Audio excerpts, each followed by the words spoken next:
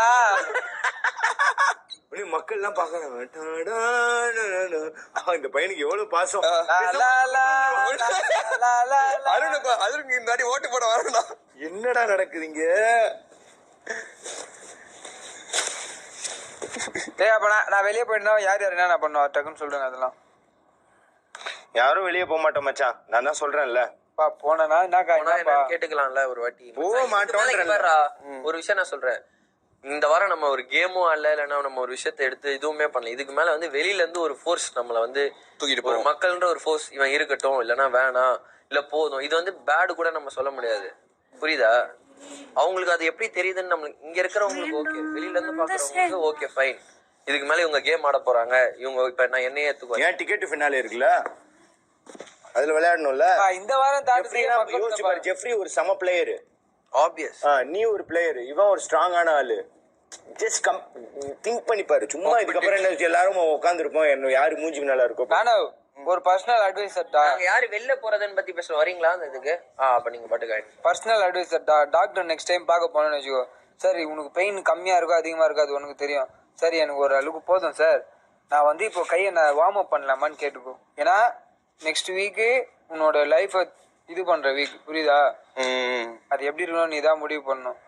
ஏற்கனவே ஒரு 2வது வாரம் நீ நடக்க போறது இந்த கடவுளுக்கும் எனக்கு புரியுதா? நீ வந்து எந்த இப்போ உனக்கு தெரியும் நம்ம எதுவுமே பண்ணல, வார்ம் அப் பண்ணல, எதுவுமே பண்ணல, ரெஸ்ட் விட்டுரு சொல்லியிருக்காங்க. அது ரைட், நான் அதுமே சொல்ல. இப்படி பண்ணலாமான்னு கேட்டீங்கன்னா அட்லீஸ்ட் ஒரு அவங்க இந்த பாலாஜி தருவாங்க, ஸ்மைலி பாலாஜி தருவாங்க, அந்த மாதிரி பண்ணினா ஸ்ட்ரென்த்னிங் ஆச்சு. அவன் ஸ்ட்ரென்த்னிங் பண்ணலாமான்னு கேட்டுருவாங்க. எனக்கு என்ன சொன்னாங்கன்னா 2 வீக்ஸ் முடிச்சதுக்கு அப்புறம் ரொட்டேஷன் ப்ராக்டிஸ்லாம் பண்ண சொல்லியிருக்காங்க. சுத்துறதுக்கு அதுக்கான ஒரு வார்ம் அப்லாம் சொல்லித்தரேன்னு சொல்லியிருக்காங்க. ஸோ அதுக்கான ஒரு விஷயம்லாம் ஸ்டார்ட் ஆகிடும் எனக்கு தெரிஞ்சு. நீ அதை கேட்டு தெரிஞ்சுக்கோ, அது ரொம்ப நல்லது. அடுத்த வாரம் வந்து நான் எல்லாருக்குமே சொல்லிட்டேன், தீபக் ப்ரோக்கும் சொல்லிட்டேன், நான் நம்புறேன். இவனெல்லாம் இதுக்கப்புறம் தான் இவன்லாம் சொல்லணும்.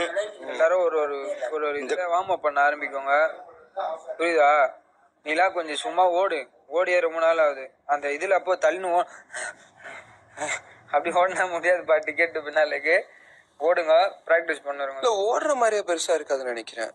உனக்கு பயங்கரமா ஞாபகம் வச்சுக்கிற மாதிரி ரொம்ப ஸ்மார்ட்டான கேம்ஸ் இருக்கும்.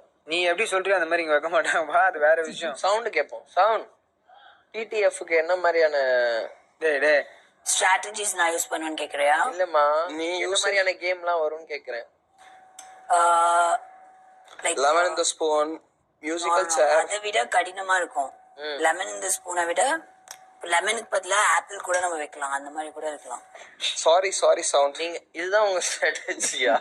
ஸ்ட்ராட்டஜி இல்லடா, டாஸ்க் அப்படி இருக்கும்.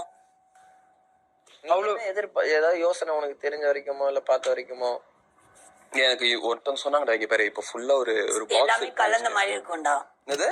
மென்டலி பிசிக்கலி 4-5 இருக்குமோ? டெய்லி டாஸ்க் வந்துச்சுல, மேபி அந்த மாதிரி இருக்க வாய்ப்பு இருக்கு. ஆமா, டெய்லி டாஸ்க் தான்.